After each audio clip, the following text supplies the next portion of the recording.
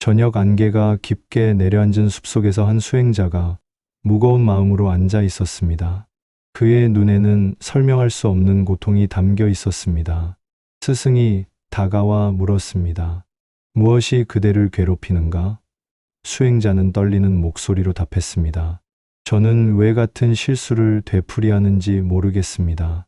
마음으로는 바르게 살고자 하지만 행동은 자꾸만 어긋납니다. 스승은 고요히 말했습니다. 그대가 겪는 고통은 오늘 만들어진 것이 아니다. 과거부터 이어져 온 업의 흐름이 지금 그대 앞에 펼쳐진 것이다. 곧 업의 시작입니다. 많은 이들이 업을 행동의 결과로만 여깁니다. 누군가를 때리거나 물건을 훔치거나 거친 말을 내뱉는 것만이 업을 짓는다고 생각합니다. 하지만 불교의 가르침은 더 깊은 곳을 가리킵니다. 어느 날 제자 하나가 자신 있게 말했습니다. 저는 남에게 해를 끼친 적이 없습니다.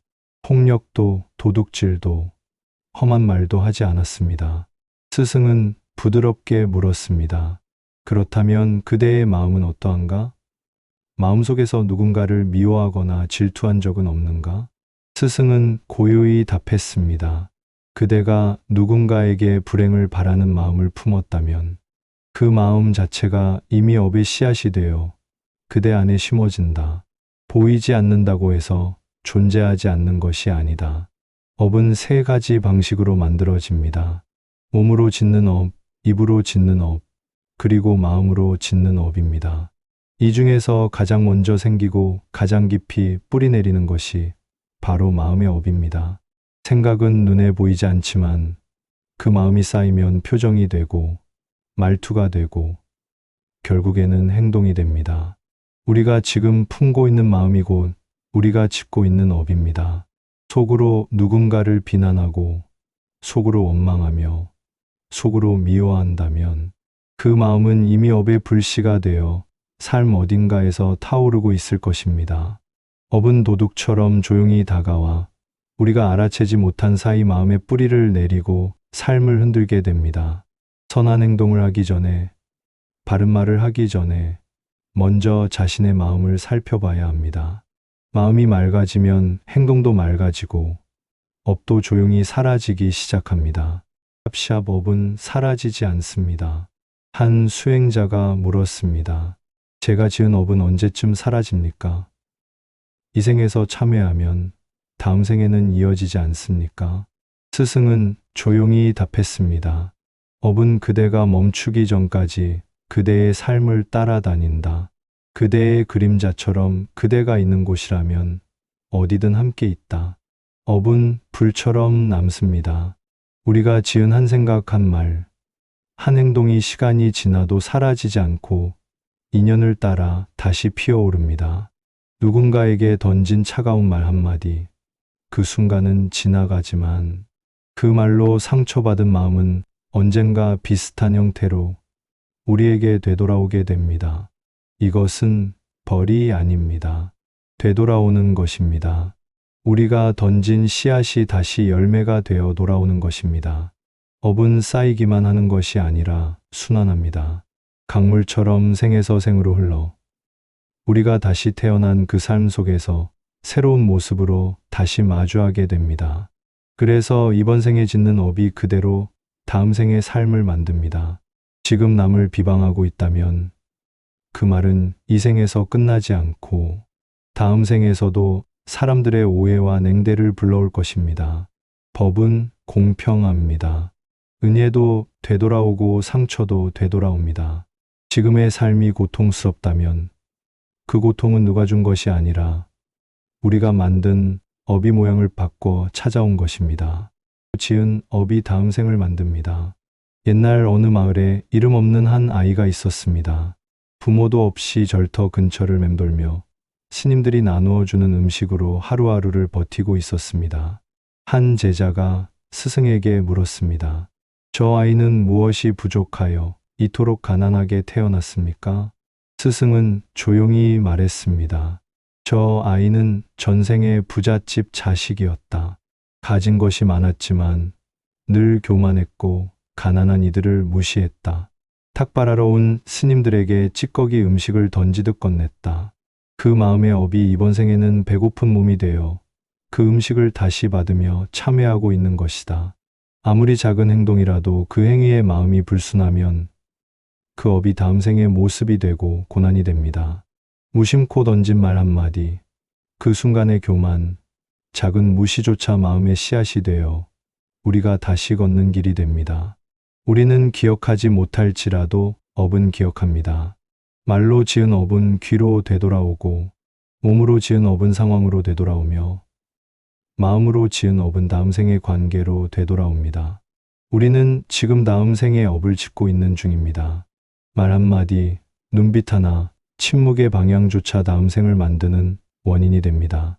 그러니 늘 살피고 늘 돌아봐야 합니다. 어느 날 한 가난한 이가 찾아와 말했습니다. 저는 죄를 짓지 않으려 해도 자꾸 말이 앞서 나갑니다. 화를 억누르려 해도 감정이 먼저 올라옵니다. 어떻게 해야 이 업의 흐름을 멈출 수 있습니까? 스승은 조용히 답했습니다. 업은 억제하는 것으로는 멈추지 않는다. 업을 멈추고 싶다면 그대의 마음을 고여 속에 머물게 하라. 말을 줄이고 생각을 따라가지 말고 조용히 바라보는 것부터 시작하라.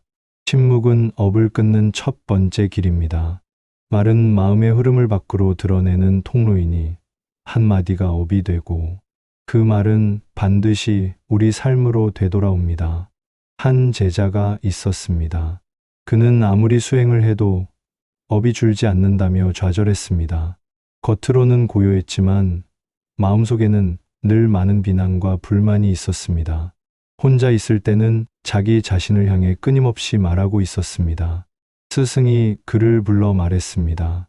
그대는 말은 아끼나 생각은 줄이지 못하고 있다. 진짜 침묵은 입을 다무는 것이 아니라 생각의 흐름을 따라가지 않는 것이다. 그 순간부터 제자는 마음을 멈추는 연습을 시작했습니다. 하루 한 번 말하지 않고 생각하지 않고 그저 숨을 따라 고요히 앉는 시간을 만들었습니다. 처음에는 괴로웠지만 계속 앉았습니다. 3달이 흐른 뒤 그의 얼굴에는 평화가 묻어나기 시작했습니다. 업은 지우는 것이 아니라 조용히 사라지게 해야 합니다. 법은 우리가 반응하지 않으면 흐름을 멈춥니다. 누가 우리를 욕해도 그 말에 반응하지 않으면 그 업은 더 이상 자라지 않습니다. 한 제자가 조용히 물었습니다. 저는 많이 어긋나 있었습니다. 이제라도 무엇을 할 수 있을까요? 어떻게 해야 이 업을 복으로 바꿀 수 있을까요? 스승은 부드럽게 답했습니다. 지은 업은 사라지지 않지만 공덕은 그 업을 덮고 감싸고 넘어설 수 있다. 그대가 누군가를 위해 짓는 선행 하나, 진심을 담아 올리는 기도 한 줄, 참회하며 부르는 부처님의 이름 하나조차도 마음 안에서 업의 길을 멈추고 복의 길을 트게 한다. 공덕은 거창한 것이 아닙니다. 밥을 퍼주는 손 말없이 등을 다독이는 마음, 이름 없이 조용히 누군가를 위해 비는 기도, 그 하나하나가 우리가 지었던 업을 다른 방향으로 흘려보내는 복의 강물입니다. 공덕은 생각으로는 짓지 못합니다. 행동으로 짓고 몸으로 짓고 마음의 따뜻함으로 짓습니다. 오늘 화낼 수도 있었지만 참았다면 공덕을 지은 것입니다. 누군가를 미워할 수도 있었지만 뒤도로 보내주었다면 그 업은 복으로 바뀐 것입니다. 작은 공덕도 쌓이고 쌓이면 큰 업을 덮을 수 있습니다. 마치 어둠 속의 작은 등불 하나가 방 안의 모든 그림자를 지우는 것처럼 말입니다. 스승은 말했습니다. 그대가 지금 어떤 인연을 만나고 있든 그 인연 또한 공덕의 터전이 될 수 있다. 그대가 미워하고 싶은 사람일지라도 그 인연 안에서 참는 법을 배우고 마음을 다스리는 법을 익힌다면 그 자체가 공덕이 된다. 스승은 연못의 연꽃을 바라보며 말했습니다. 연꽃이 피기 위해서는 진흙이 있어야 한다. 깨끗한 물에서는 향기로운 꽃이 피지 않는다. 마찬가지로 그대가 지금 겪는 인연의 괴로움도 그대가 피워야 할 깨달음의 꽃을 위한 진흙과 같다. 말 한마디를 참는 그 순간 우리는 업을 멈추고 있는 것입니다. 원망을 내려놓고 기도로 보내는 그 마음, 그 순간 이미 복의 길로 나아가고 있는 것입니다. 어느 날 한 수행자가 조심스럽게 다가와 말했습니다. 제 마음속에는 도무지 지워지지 않는 미움이 하나 있습니다. 제 아버지 때문입니다. 그는 저를 학대했고 어머니에게도 손찌검을 일삼던 사람입니다. 스승은 물었습니다. 그대 한 번만이라도 마음을 다해 그 아버지를 위해 기도해 본 적이 있는가? 스승은 부드럽게 말했습니다. 그 아버지가 먼저 지은 업의 결과가 그대의 삶의 고통으로 다가온 것이다.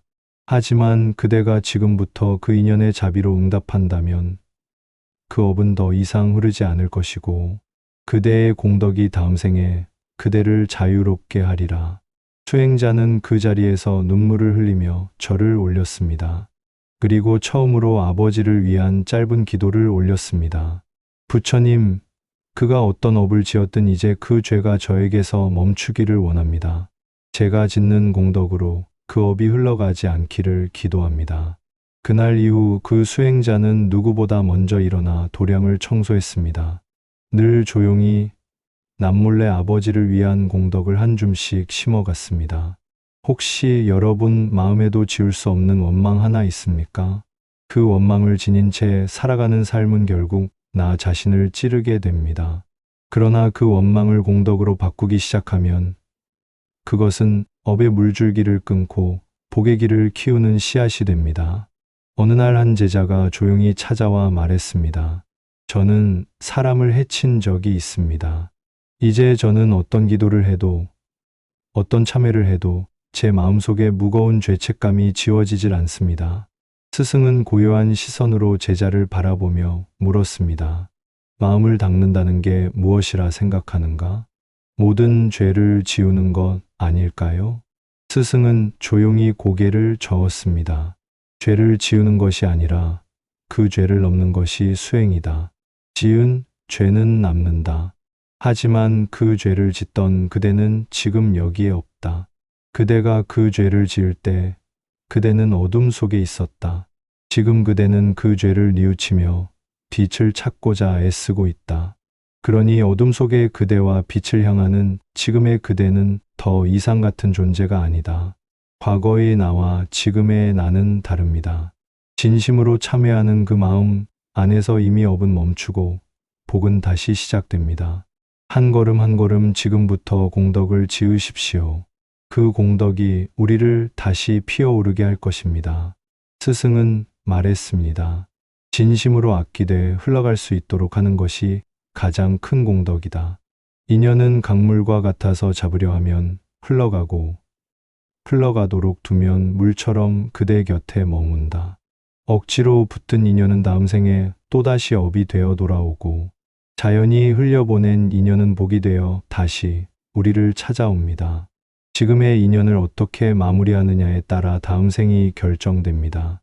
붙잡지 않고 감사함으로 보내는 마음이 우리가 쌓을 수 있는 가장 큰 공덕입니다. 떠나는 인연의 복을 비는 마음, 그것이 곧 우리가 다음 생에 다시 복을 만나는 문입니다. 그날 한 젊은 수행자가 물었습니다. 그 중에서도 가장 빠르게 복으로 돌아오는 공덕이 무엇입니까? 스승은 고요하게 웃으며 말했습니다. 복이 가장 먼저 피어나는 것은 바로 남의 괴로움을 덜어주려는 마음이다. 괴로움 속에 있는 이의 등을 말없이 한번 다독여 본 적이 있는가? 그 마음이 바로 모든 공덕의 씨앗이 된다. 그 순간 그대는 나가 아니라 그 사람의 괴로움에 집중했기 때문이다. 누군가의 괴로움을 덜어주겠다는 마음은 천상의 복을 부르는 씨앗입니다. 내가 가진 것 중 가장 좋은 것을 남에게 나누려는 마음. 하나가 복을 가장 깊고 빠르게 불러오는 공덕이 됩니다. 공덕은 밖에서 시작되지 않습니다. 내 마음의 따뜻함에서 시작됩니다. 작은 말 한마디, 짧은 안부 인사, 공덕의 흐름을 바꾸는 출발이 될 수 있습니다. 지은 업은 사라지지 않습니다. 우리가 멈추지 않으면 그 업은 다음 생에도 이어집니다. 말 한마디, 행동 하나, 마음속의 작은 생각조차 모두 물결처럼 흘러가 다시 우리에게 되돌아옵니다. 하지만 그 반대도 진실입니다. 지금 이 순간 선한 마음 하나, 참아낸 감정 하나, 누군가를 위해 올린 기도 한 줄도 업의 흐름을 끊고 복의 씨앗을 심는 길이 됩니다. 우리가 지금 짓는 마음이 다음 생을 결정합니다. 오늘 우리가 지은 한 생각, 아낀 한 마디 말, 참아낸 한 감정이 다음 생을 고요하고 평화로운 길로 이끌어 줄 것입니다. 오늘부터 복을 짓는 삶을 살아보시기 바랍니다. 오늘 하루 누군가에게 따지려 했던 말을 멈추고 자책하려 했던 생각을 내려놓고 조용히 앉아 숨을 바라보십시오. 그 작은 침묵 하나가 업을 바꾸고 다음 생을 바꿀 것입니다. 말을 줄이십시오. 마음을 비우십시오. 고요히 앉으십시오. 그것이 곧 삶을 바꾸는 수행입니다. 참는 이는 업을 녹이고, 기도하는 이는 복을 키우며, 용서하는 이는 생을 바꿉니다. 원망은 또 다른 업을 부르고, 용서는 또 다른 생을 엽니다. 기도란 내 마음속에서 업을 지우는 첫 번째 걸음입니다. 지금 우리가 품고 있는 마음이 다음 생에서 걸어갈 길이라는 사실을 기억해야 합니다. 업은 그림자처럼 우리를 따라다니지만 공덕 또한 빛처럼 우리를 비춥니다. 우리가 지금 멈춘 업의 한 생각이 다음 생을 더 고요하게 만들기를 바랍니다.